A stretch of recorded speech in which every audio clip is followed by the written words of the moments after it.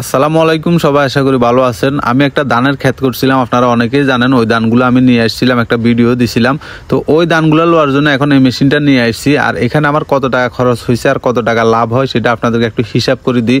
কারণ অনেকে হচ্ছে কি বলে যে কৃষিকাজে লস, যে কৃষিকাজে লাভ হয় না। তো এই যে ধানগুলো দেখতেছেন, এই ধানগুলো লোয়াতে এই মেশিনটা আমার কাছ থেকে 1500 টাকা নিব, মানে এই ধানগুলো শুধু লই দিব। তো আমি আপনাদেরকে একটু প্রথম থেকে একটু হিসাব দিই। প্রথম আমি যখন জমিনটা ছোঁয়াইছিলাম মেশিন দিই, তখন ওইখানে নিয়েছিল আমার কাছ থেকে 2000 টাকা, অর্থাৎ আমার জমিন ছিল আধগানি, মানে আমাদের হিসাবে বলা হয় এটাকে আধগানি। তো ওইটা সময়তে নিল 2000 টাকা। তারপর ওইখানে যে দান ফালাইলাম ওইখানে গেল 1000 টাকা, মানে 1000 টাকার দান ফালাইছি। আর যিনি আমার দানগুলো সিডি দিছে ওনাকে দিয়েছিলাম আমি 200 টাকা। তো এই পর্যন্ত ছিল খরচ। এরপর যখন দানগুলো উঠছিল, উঠার পর আমি একদিন একটা লোক নিয়ে ওই দানগুলো, মানে যেখান দিয়ে একটু ফাতল ছিল ওইখানের দিকে একটু হলকি টলকি দিছে আর কি।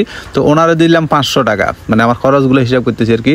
তো এর পরবর্তী আমি যে সারগুলো দিছি, সারে আসছিল আমার 1100 টাকা। মোট ইন টোটাল আমার খরচ ছিল এই পর্যন্ত। এর পরবর্তীতে আসেন খরচটা কি। এর পরবর্তীতে খরচ ছিল আমার, মনে করেন আপনার এই 2500 টাকা দিছি, যারা দানগুলো কাটে দিছে তাদেরকে 1000 টাকা দিছি, যে দানগুলো বান্ধি গাড়িতে তুলে দিয়েছে ওনাকে, আর গাড়ি ভাড়া দিছি আমি 1000 টাকা। তো এই পর্যন্ত আমার খরচ। আর এই মেশিনটা এখন যে আমার কি দানগুলো লই দিতেছে ওনাকে দিচ্ছি 1500 টাকা। তো এই পর্যন্ত আমি খরচ দিয়ে আমি এখানে প্রায় আপনার 18 মণ দান পাইছি, মানে প্রায় 18 মণ দান পাইছি। আর খের যেগুলো আছে ওইগুলো আর কি। তো এখন হিসাব করে দেখুন তো আসলে কি শ্বাসে কি লস হয়েছে?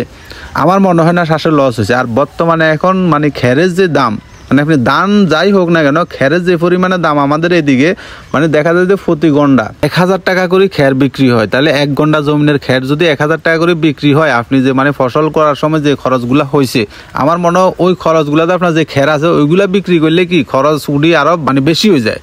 কথা ক্লিয়ার না ভেজাল আছে একটু জানাইন। যেহেতু আমি এবছর নতুন করে কি অল্প কদ্দুর করছিলাম, যেহেতু এটা আমাদের নিজের জমিন ছিল, মানে এটা আমি রোপণ করি না, এটা মানে ওই সিডি ফালাই দিয়ে যেরকম এরকম আর কি। মানে আমরা ওইখানে একটু গেলাম না, ওইখানে মাছ টাছ ধরার জন্য। তো এই জমিন যেহেতু খালি ছিল, ওইখানে আমরা কি ধানগুলো এমনিতে সিডি ফালাই দিছি। তো সিডি ফালাই দিছি, তারপরে আলহামদুলিল্লাহ আল্লাহ তাআলা রিজিকে যা রাখছে তাই পাইছি। তো এখানে একটা আপনাদেরকে একটা হিসাব দিলাম আর কি। অনেকে বলে যে কৃষিকাজে লস, আসলে আমার মনে হয় না যে এটা কৃষিকাজে কোনো লস হয়েছে। এখানে মানে যে পরিমাণে লাভ হয়েছে আমার মনে হয় যে এটা আলহামদুলিল্লাহ। কারণ আমি অল্প কদ্দুর জমিনের ভিতরে অল্প কদ্দুর ইয়া করি যে এই পরিমাণে ফার্ম, এটা কল্পনা করি না। আর দেখি না একটা সাফা চলে এসছে খেরের সাথে। যাই হোক, তো ওনাদেরকে আমি কি টাকাটা দিয়ে দিচ্ছি 1500 টাকা। আর এই হচ্ছে আমার এই বছর কি প্রথম ধান চাষ করার অভিজ্ঞতা। আর অনেকে বলে যে লস, আসলে আমার মনে হয় লস হবে না। এই যে ধানগুলো দেখতেছেন, এই সবগুলো ধান আমি পাইছি আর কি। তো সবাই দোয়া করেন যেন কৃষিকাজের সাথে আমি যুক্ত থাকতে পারি, কারণ কৃষিকাজ আমার একটু ভালোই লাগে। তো সবাই ভালো থাকেন, আল্লাহ হাফেজ।